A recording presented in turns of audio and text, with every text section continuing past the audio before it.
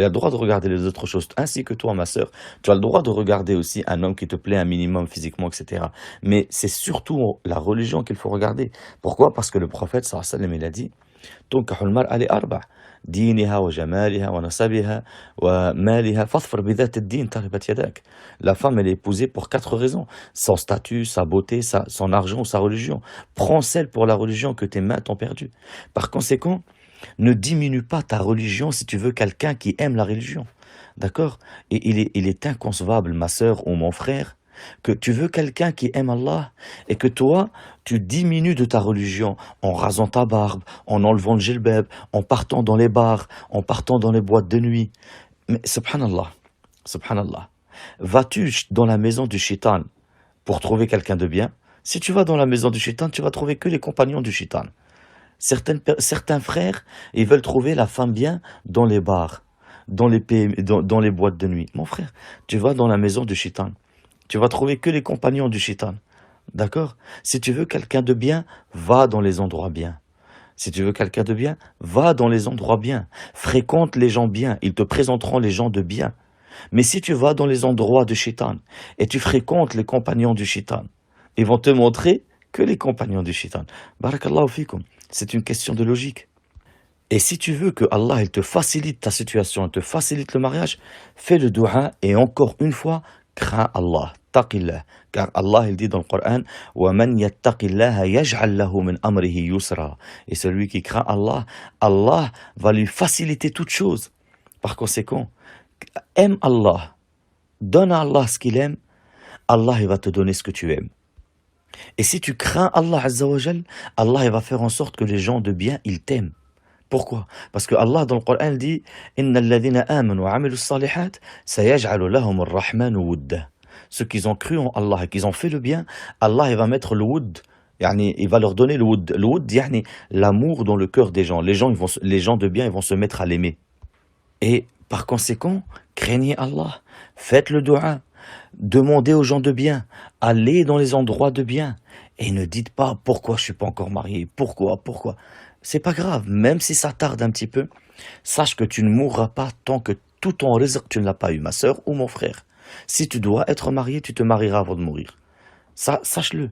Mais c'est pas parce que pour l'instant ça tarde que tu dois aller chercher ton mari dans le haram ou tu dois aller chercher ta femme dans le haram. Non, mon frère, non, ma sœur. Dans un hadith sahih, le Nabi sallallahu alayhi wa sallam il dit لا تستبطئ الرزق فإنه لم يكن عبد ليموت حتى يبلغ آخر رزقا هو له فأجملوا في الطلب أخذ الحلال وترك الحرام. لا تستبطئ الرزق يعني soyez pas gêné par le fait que ton rizq pour l'instant il n'est pas encore venu. فهمت؟ Pourquoi j'ai pas encore? Pourquoi j'ai pas? Les autres ils ont. Pourquoi moi j'ai pas encore? Non. Le prophète sallallahu alayhi wa sallam il a dit لا تستبطئ الرزق. Car aucune personne ne mourra tant qu'elle n'a pas eu tout son rizq.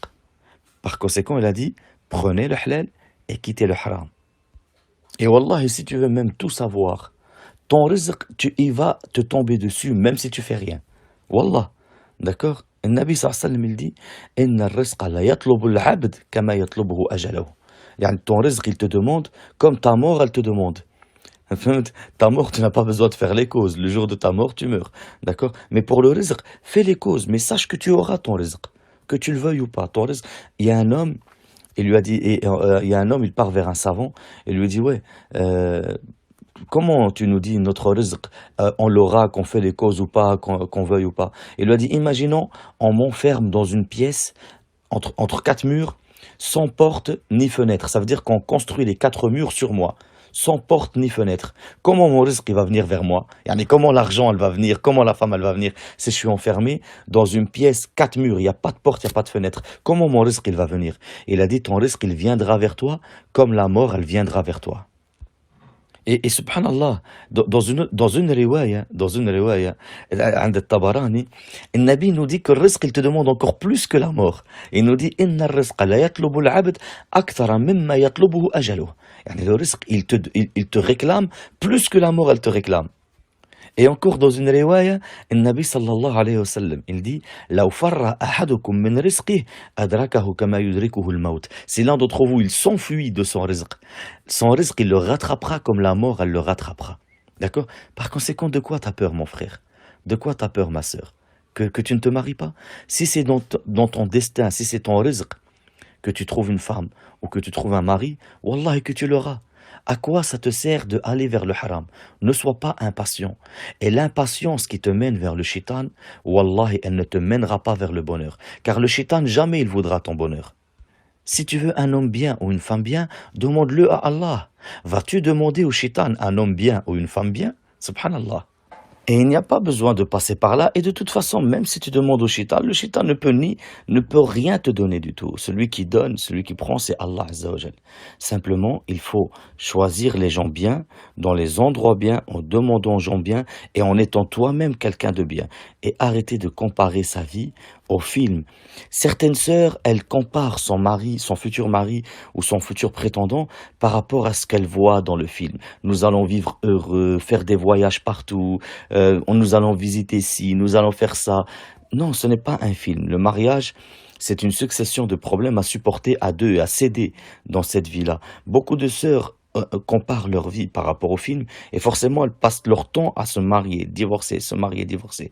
Et beaucoup de frères comparent leurs femmes par rapport aux femmes qu'ils voient dans les téléréalités, dans les choses comme ça. Par conséquent, n'importe quelle femme ne le satisfera jamais. Et c'est pour ça qu'il y a autant de divorces. Les femmes ne donnent plus les droits aux hommes et les hommes ne donnent plus les droits aux femmes. Les deux s'éloignent d'Allah, Allah s'éloigne d'eux, le shaitan se rapproche d'eux et forcément le shaitan, qu'est-ce qu'il veut? Vous séparer l'un et l'autre. C'est l'acte qu'il aime le plus, le shaitan, le divorce. Dans un hadith, le prophète sallam il dit, tous les jours, tous les shaitans ils vont vers Iblis. Il y en a un, il lui dit, oh maître, je n'ai pas laissé telle personne jusqu'à ce qu'il vole. Iblis lui dit, tu n'as rien fait. L'autre il lui dit, je n'ai pas laissé telle personne jusqu'à ce qu'il tue. Il lui a dit, tu n'as rien fait. Et il y en a un, il vient et lui dit, je n'ai pas laissé telle personne jusqu'à ce que je l'ai séparé de sa femme. Iblis, il se lève de son trône et il lui dit, c'est toi le meilleur. C'est toi le meilleur parmi eux. Et il le rapproche. Iblis, c'est ça qu'il veut. C'est vous faire divorcer. Par conséquent, si vous délaissez Allah et que vous vous éloignez d'Allah, forcément, il n'y a pas de milieu. Soit tu te rapproches d'Allah, soit tu te rapproches du shaitan.